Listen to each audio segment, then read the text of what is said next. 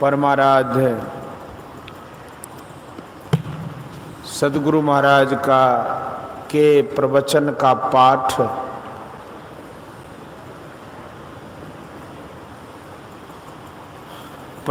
महर्षि में ही सत्संग सुधा सागर से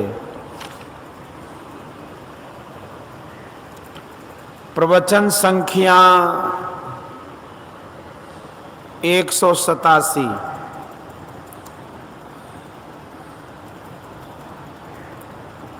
माया का फैलाव ब्रह्मांड तक। धर्मानुरागिनी प्यारी जनता, यह बात अब किसी की जानकारी से बची हुई नहीं है कि हमारी भारत भूमि पर चीनियों की चढ़ाई हुई है।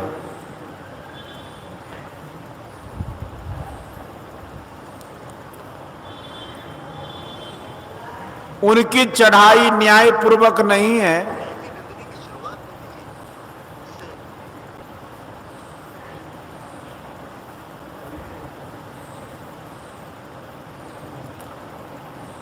अपने देश में वे स्वतंत्र हैं। हम भी अपने देश में स्वतंत्र भाव से रहें, यही न्याय संगत है।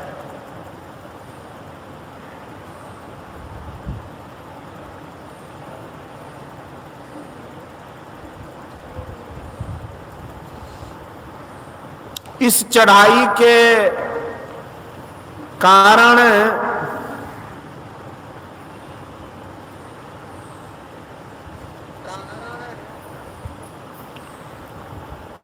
हम त्रस्त भी बहुत हुए और इंतजाम कर रहे हैं। हमारी कुछ भूमि जो उसने काबू कर ली है चीनियों ने,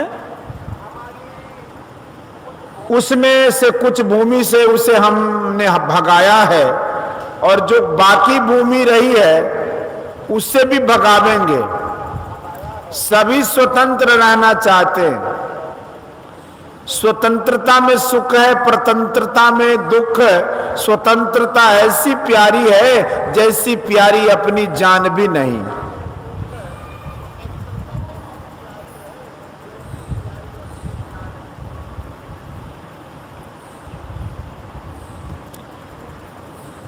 इसलिए हमारे करोड़ों प्राणी स्वतंत्रता की रक्षा के हेतु प्राण लेकर खड़े हैं। यह देश की बात हुई। मान लिया कि उस आक्रमणकारी को हमने खदेड़ दिया, वह भाग गया, हम स्वतंत्र हो गए, कोई चिंता नहीं। ऐसा पुरुषार्थ करने कि जिससे स्वतंत्रता में बाधा ना आवे, स्वतंत्र रहें, तो क्या इतना होने पर भी हम पूर्ण स्वतंत्र हैं? संसार के लिए ही कहा जाए तो हमको शंका रहती है कि दूसरे देश हमारे देश पर धावा न बोल दे। यह स्वतंत्रता में धक्का है, संसार में यह सदा बना ही रहता है। इसलिए पूर्ण स्वतंत्र रहना मुश्किल है। दूसरी बात, यदि सोचे कि हम क्या हैं, तो शरीर को कहें हम यही हैं, तो यह बिल्कुल निर्भूल बात है।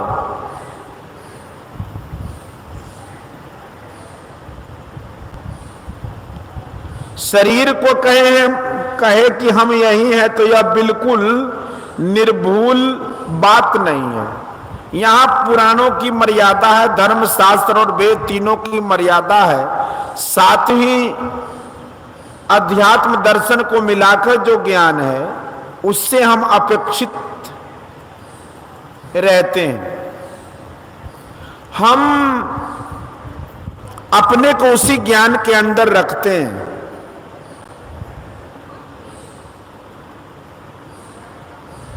शुभ मानते हैं और इसी में कल्याण होगा ऐसा मानते हैं। एक यह भी ज्ञान है कि जो शरीर है उसी को लोग समझे कि मैं यह हूं। जिस ज्ञान का दिग्दर्शन मैंने थोड़ा कराया उसमें है कि शरीर और शरीर को शरीरी इस तरह पहने हैं जैसे कपड़ा और शरीर। कपड़े शीघ्र बदलते हैं, शरीर बहुत काल तक रहता है। जीवन काल में बहुत बार कपड़ा पहना जाता है, उसी तरह शरीरी पर शरीर बहुत बार हुए। कितनी बार हुए, कितनी बार होंगे? शरीर के साथ साथ रहकर हम दुख भोगते हैं। जैसे हमारी स्वतंत्रता को जबरदस्ती चापे हुए छीने हुए हैं, इस स्वतंत्रता में क्या धक्का नहीं है? चाहिए कि हम इस स्वतंत्रता को भी नहीं खोवें, शारीरिक दुख से छूटें, तभी हम दुख से छूटे रहेंगे, नहीं तो नाना दुख भोगेंगे।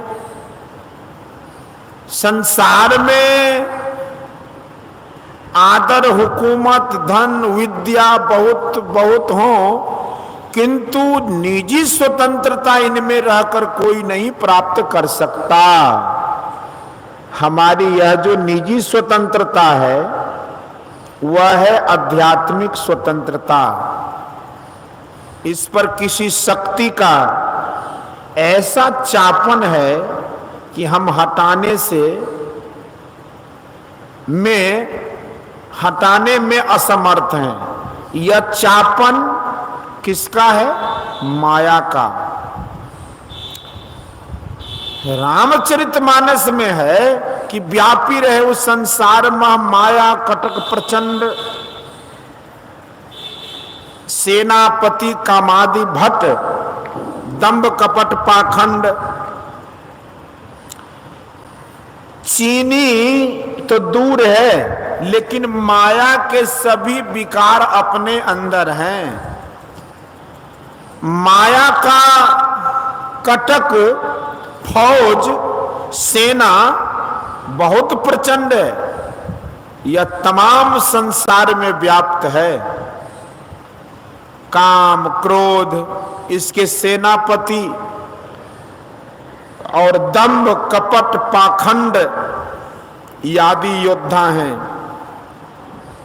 इनके भोगाए भोग लोग भोगते हैं, इन भोगों में पड़कर कष्ट पाते हैं अनेक जन्मों से।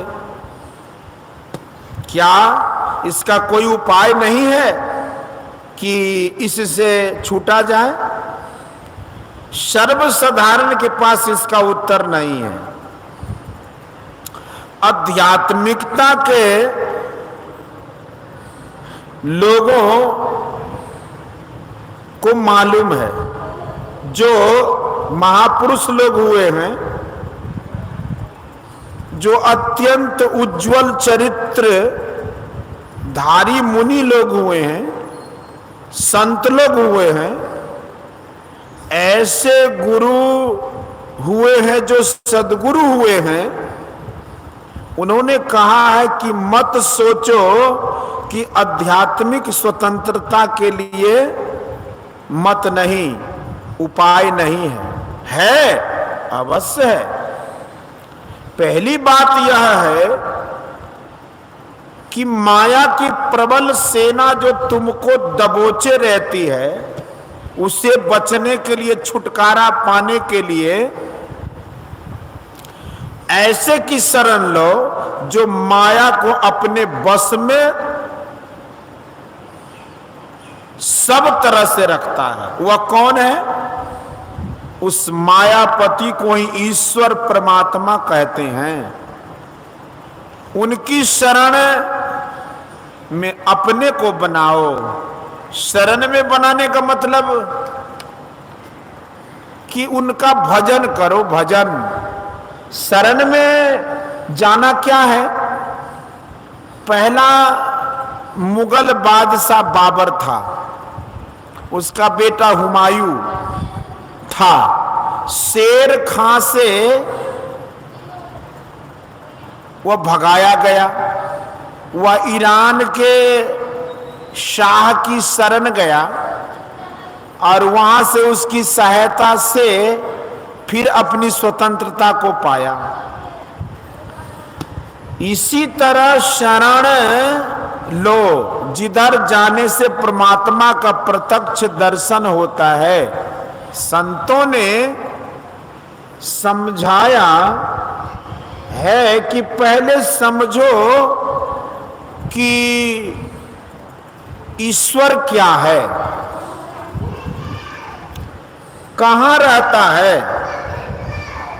वहां तक इस पैर से जाओगे, वह किस तरह? उसका दर्शन सशरीर पा सकते हो, वह कैसे? यह इसलिए कि माया के दबोचे में जो हम पड़ गए हैं, उससे बाहर निकलना चाहिए। इसके लिए पहली बात है कि हम उनकी शरण लें। ईश्वर के लिए समझना भी साधारण बात नहीं है।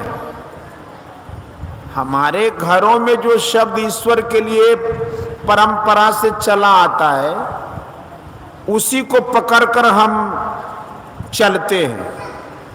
जैसे किसी के घर में राम राम, किसी के घर में शिव शिव, किसी के घर में वाहेगुरु, किसी में माई आदि कहते हैं। इस तरह हम लोग विश्वास करते हैं कि ईश्वर, एक ईश्वर कोई है जिनके ये नाम हैं। लेकिन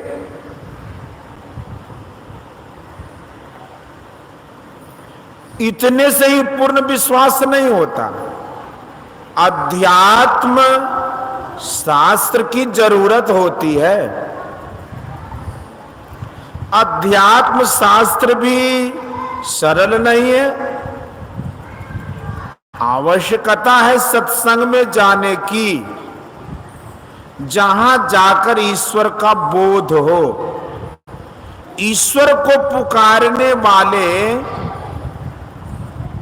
जितने हैं, उनको ऐसा विश्वास नहीं है कि ईश्वर कभी नहीं थे, कभी नहीं रहेंगे। ईश्वर के संबंध में जो विश्वास दिलाते हैं, वे कहते हैं कि परम प्राचीन जो है वही ईश्वर है। वह सदा सर्वदा ही है। इतना ही नहीं, यहां है और वहां नहीं, ऐसा भी नहीं। यहां कुछ विशेष रूप से, वहां कुछ कम रूप से, ऐसा नहीं। सदा सर्वदा सब स्थानों में समान भाव से हैं। जो सबसे आदि का है, उसके अतिरिक्त कोई स्थान बच नहीं सकता है। ऐसा स्थान बताने योग्य नहीं जहां वह नहीं है। देश काल माया में होता है, माया से परे ईश्वर है। देश के विस्तार होने पर यहां और वहां कहा जाता है। देश के विस्तार होने पर भी वह सर्वत्र है। व्यापक व्याप अखंड अनंता, अखिल अमोघ शक्ति भगवंता। संसार में पदार्थ को हम आदि अंत सहित देखते हैं, इंद्रियों से देखते हैं, लेकिन जिसका आदि अंत नहीं, उसको बाह्य इंद्रियों से और बुद्धि से भी हम नहीं पहचानते। सबसे प्रथम का ही हो सकता है, दूसरा नहीं। सबसे प्रथम का एक ही हो सकता है, दूसरा नहीं। उस ईश्वर को चाहे आप जिस नाम से पुकारें, वह सब रूपों में रहता है, इसलिए उसको सर्वरूपी कहे तो कोई हर्ज नहीं। गोस्वामी तुलसीदास जी ने कहा है कि अचर चर रूप हरि सर्वगत सर्वदा वसत। तब श्री राम श्री कृष्ण शिव सब रूप उन्हीं के हैं। यदि अनेक शरीर के कारण अनेक ईश्वर मानो तो बड़ी गलती होगी। ईश्वर एक ही है, अधिक कभी नहीं। ईश्वर ऐसा विलक्षण है कि उसको हम इंद्रियों से नहीं पहचान सकते। ईश्वर इंद्रिय ज्ञान में नहीं है, आदि अंत रहित है, इंद्रिय ज्ञान में आने योग्य नहीं है। इसलिए बाहर संसार में हम कहीं उसको पहचान लेंगे तो संभव नहीं होगा। हम किससे पहचानेंगे? शरीर इंद्रियों में हम बसते हैं, शरीर इंद्रियों से भिन्न पदार्थ हम स्वयं इनमें रहते हैं। हम अपने को भी नहीं पहचानते, आंख के द्वारा हम अपने को नहीं देखते, हाथ से नहीं पकड़ते। जो शरीर में रहकर इंद्रिय ज्ञान से परे है वही अध्यात्म है। इस शरीर में चेतन आत्मा नहीं हो तो किसी इंद्रिय को ज्ञान नहीं हो सकता। चेतन आत्मा के कारण ही इंद्रियों को अपना अपना ज्ञान होता है। तब केवल चेतन आत्मा का अपना निजी ज्ञान भी है। जैसे आंख का निजी ज्ञान रूप ज्ञान है, कान का निजी ज्ञान शब्द ज्ञान है। आंख को शब्द का ज्ञान नहीं है और कान को रूप का ज्ञान नहीं है, यह सभी जानते हैं। इसी तरह चेतन आत्मा का निजी ज्ञान किसी इंद्रियों को नहीं होता। जैसे लालटेन के अंदर टेम जलता है, उस पर हरा शीशा लगने से उससे हरा प्रकाश फैलता है, लाल शीशा होने से लाल प्रकाश फैलता है। वह निज टेम का प्रकाश नहीं होता, वह निज टेम का प्रकाश नहीं होता। उसी तरह इंद्रियों के संग में जैसा ज्ञान होना चाहिए सो होता है। और उसी चेतन आत्मा का ज्ञान भिन्न है। चेतन आत्मा का निजी ज्ञान अपने को पहचानने और ईश्वर को पहचानने का है। ईश्वर की ओर शरीर नहीं जा सकता, चेतन आत्मा जाती है। जिस ओर जाकर चेतन आत्मा ईश्वर को पावे, इसका यत्न जाने और चले, तब ईश्वर की शरण में जाना होगा। ईश्वर सर्वव्यापी होने से सर्वत्र व्यापक है। आपके शरीर में भी व्यापक है। अपने शरीर के अंदर चेतन आत्मा चले तब ईश्वर दर्शन संभव है। जिस ओर जाने से ईश्वर का ज्ञान हो, जब शरीर इंद्रियों के ज्ञान से चेतन आत्मा ऊपर उठती है तब ईश्वर की शरण में जाती है। जो लोग इस रास्ते पर चलें तो उधर के चिन्ह भी उन्हें मिले जिनका वर्णन पुस्तकों में है। अब भी जो चलते हैं उनको वे निशाने मिलते हैं। लोगों को भरोसा करना चाहिए, ईश्वर मिलेंगे।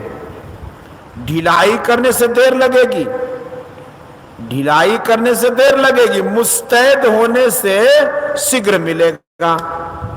जैसे जैसे ईश्वर के चिन्ह मिलेंगे, माया के सेनापति आदि से छूटते जाएंगे। इसलिए लोगों को ईश्वर की शरण में जाना चाहिए। ईश्वर के पास पहुंचते पहुंचते माया का प्रभाव हटता जाएगा। जैसे जैसे सूर्य के प्रकाश में जाते हैं वैसे वैसे अंधकार छूटता है। जैसे जैसे ईश्वर की शरण में जाते हैं वैसे वैसे माया छूटती जाती है। ईश्वर माया को बस करके रखता है। उस ईश्वर का माया पर ऐसा काबू है कि जो माया सब जग ही नचावा, जासु चरित लखी काहू न पावा, सो प्रभु भू बिलास खग राजा, नाच नटी इब सहित समाजा। ईश्वर अपने काबू में माया को किए हुए हैं। लोगों को चाहिए कि ईश्वर की शरण लें, इसी को ईश्वर की भक्ति करना कहते हैं। तभी माया के दबाव से छूटोगे। सत्संग के अंदर यही बात कहने की है। यही बड़ी विलक्षण बात है कि अंदर अंदर चलकर ईश्वर का दर्शन करना। जो ऐसा ख्याल करते हैं कि ईश्वर को बाहर में ही पा लेंगे, वे भूल में है। नरलोक, पाताल, स्वर्ग कुछ भी हो, माया का फैलाव ब्रह्मांड तक है। मूल प्रकृति तक में भी रहने से माया के आवरण में रहेगा। यहां ईश्वर की पहचान नहीं होगी। सत्संग करो, गुरु संग करो, इनसे ईश्वर भजन का प्रेरण लो और साधन करो। बिना इसके माया के चक्कर से कोई छूट नहीं सकता। ईश्वर की शरण में जाओ। अंदर अंदर जाने से इंद्रियों का संग छूटता है। जैसे जैसे स्वप्न में जाने से बाहर के ज्ञान छूटता है। जागृत, स्वप्न, सुषुप्ति, इन तीन अवस्थाओं से परे जाना है। गोस्वामी तुलसीदास जी ने कहा कि तीन अवस्था तजहु भजहु भगवंत। वेद, उपनिषद, संतों की वाणियां, सभी में यह कहा गया है कि अपने अंदर अंदर चलो और परमात्मा को पाओ और अपना कल्याण करो। बोलिए श्री सद्गुरु। यह प्रवचन संथाल परगना जिला वार्षिक अधिवेशन के अवसर पर ग्राम जमनी पहाड़पुर में दिनांक 12/1/1963 ईस्वी के सत्संग में हुआ था।